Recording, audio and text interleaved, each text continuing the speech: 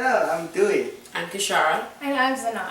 We are from Boston Natural Area Network Youth Conservation Course. YCC is a nonprofit organization that teaches youth about the environment and sustainability and engages them in protecting the environment.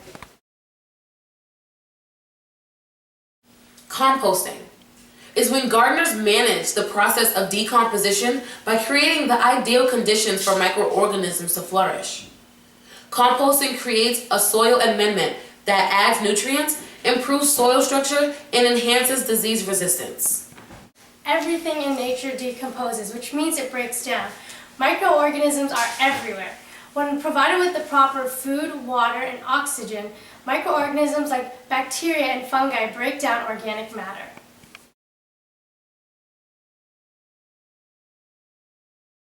Browns contain more carbon than greens. They break down slowly. Some examples are cardboard, newspaper and leaves, wood chips, and straw. Greens contain more nitrogen than browns do, so they break down more quickly.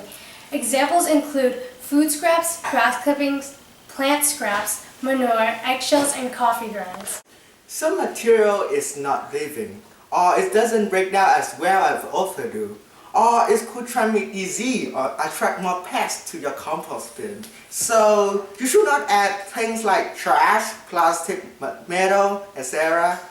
Animal products like meat, dairy, fat, oil, and manure from carnivore, poisonous plant like poison ivy, and weed that have seed or grow by root should not be in there too.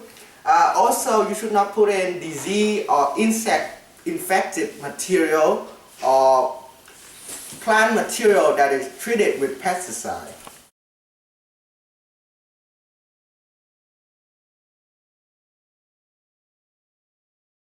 You should cut material to 2 inches to expose a lot of surface area for the microorganism to work on it.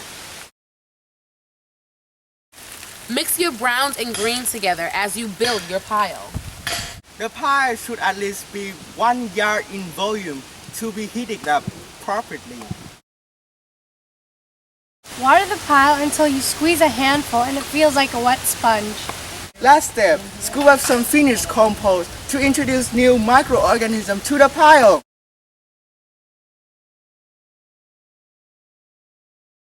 It's important to interact with your compost to make sure it breaks down quickly. After a few days, the compost pile should heat up to 130 Fahrenheit degree. You could use the compost thermometer to check the temperature of the pile. The pile should reach at least 140 to 160 degrees.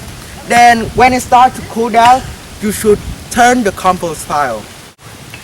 Oh, didn't see you there. Move the material from the outside to the inside of your pile using your pitchfork to make sure all the materials are broken down evenly.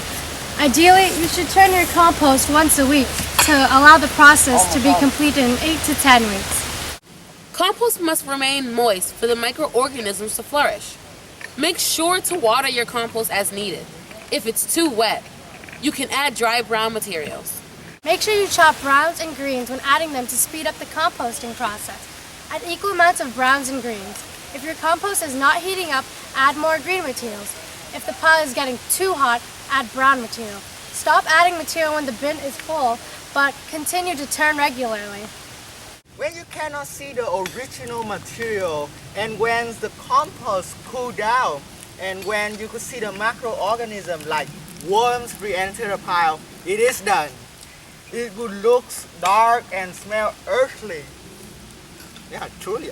While your first pile is completing decomposition, you may want to start a new pile for fresh browns and greens. Use some of your finished compost to jumpstart your new pile. Compost can be tilled into soil to improve structure or spread as a mulch to retain moisture in the soil and improve nutrient levels.